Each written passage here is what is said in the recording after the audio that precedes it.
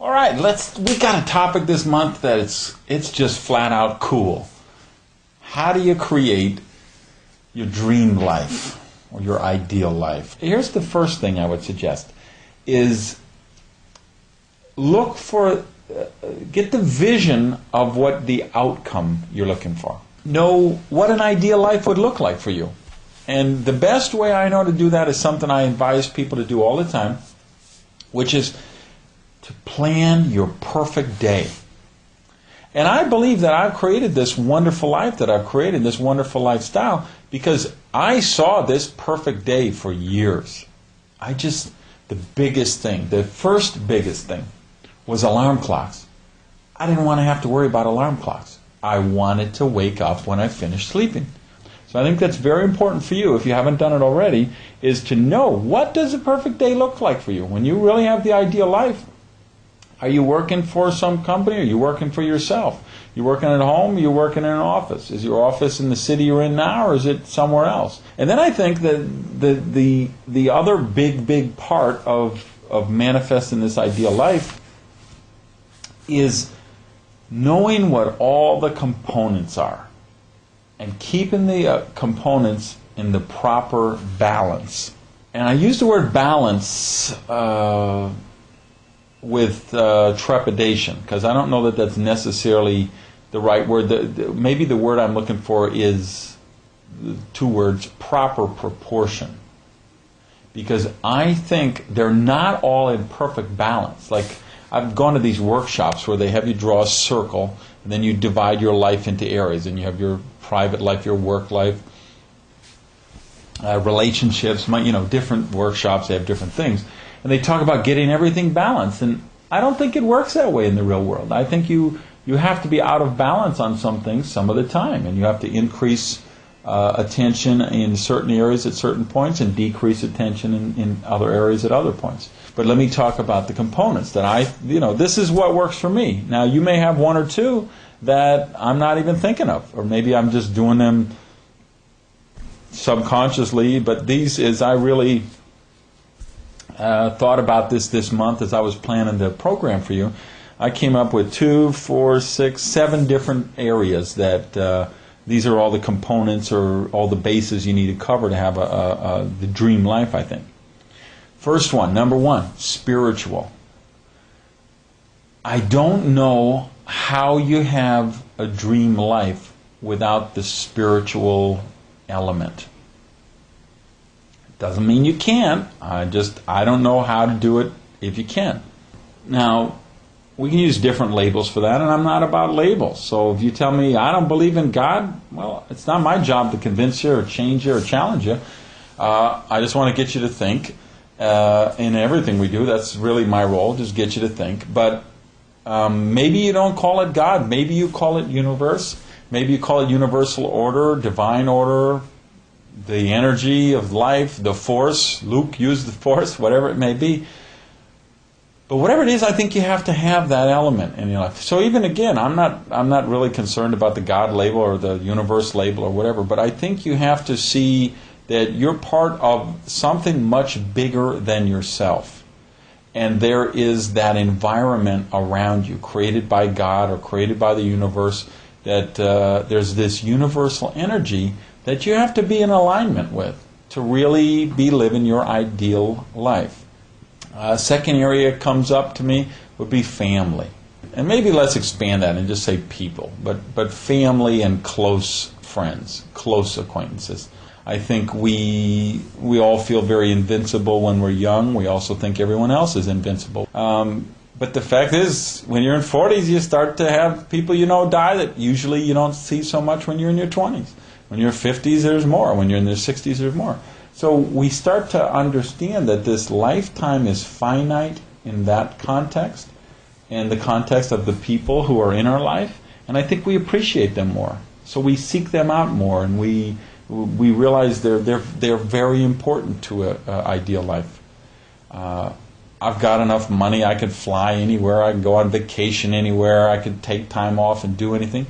But you know what? It wouldn't be fun if I just did all that by myself. So people are a real important part of the equation. A third thing comes to mind for me would be work with meaning. If you spend your whole life just putting in time on the clock so you can punch out and then go do the stuff you love, I don't think it's the ideal life.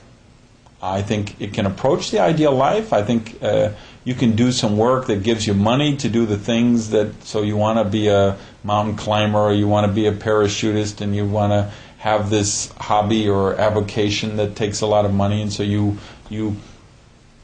go and work a certain number of hours a week to get the money that gives you the freedom to do the stuff you want. Okay, I think you approach the perfect life, but I don't think you're really there with the ideal life unless the work has meaning to you. So, fourth area I would talk about, let's call it contribution. Meaning, I do believe in service to others, which may shock some of you or may surprise some of you, because you say, well, God, that Gage guy, he's always talking about the virtue of selfishness and how his own happiness is his highest moral purpose, and I don't think he ever gives anybody or helps anyone. Actually, quite the opposite. I do a lot of work to serve others, to serve other organizations and causes. I do believe that contribution to others brings real value to me and real value to the world. And if the world brings value to the world, it brings value to all of us. So you see the real high-level achievers, they find ways to give back.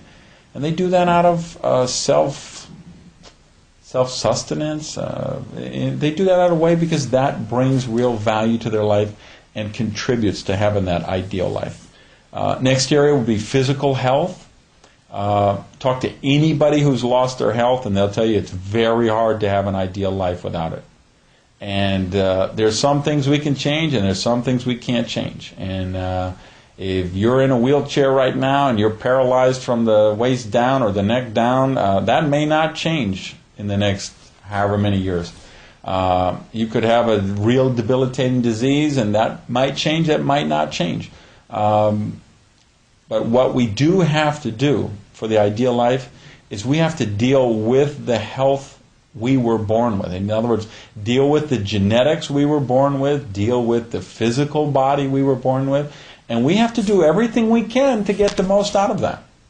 So that would lead me to the next thing, which would be, I guess, the sixth thing, which would be a mental challenge. I think it's very important that we challenge our mind all the time. You know, I ended a relationship which had so much going for it in so many ways and so much love in that relationship, but what it didn't have was the mental challenge. And I just think that's really important. What I would tell you is this, is you have to have some ways in your life right now that give you that mental challenge. And finally, the seventh thing would also be a derivative or an offshoot of that, which is just you have the self-development part of the equation in the process as well. Well, then for me, that's that self-development time first thing in the morning. Maybe for you, it's the last thing at night. Maybe it's a different time of the day you schedule it. But you have to have that, you have to have some kind of a program of self-development. I think it has to be daily self-development because that's where the challenges come from, which is where the overcoming the challenges come from, which is where the satisfaction and the joy and the discipline and the accomplishment and that stuff comes from. So I think it's important you have all those. Now go back to something we mentioned a little earlier, which is this balance thing or proportion thing. There will be times, so when you finally say, okay, I've gotten out of balance and I'm 40 pounds overweight, I need to get the weight issue taken care of. Well, you may put the health equation on a deeper balance or more proportion than you did before. And you have to take that time from some other area of your life. Well, you know what? I think it makes sense to do that sometimes. So those are the things, those are the elements I think are important. I hope we got you thinking about some of them and got those mental juices flowing, thinking about that.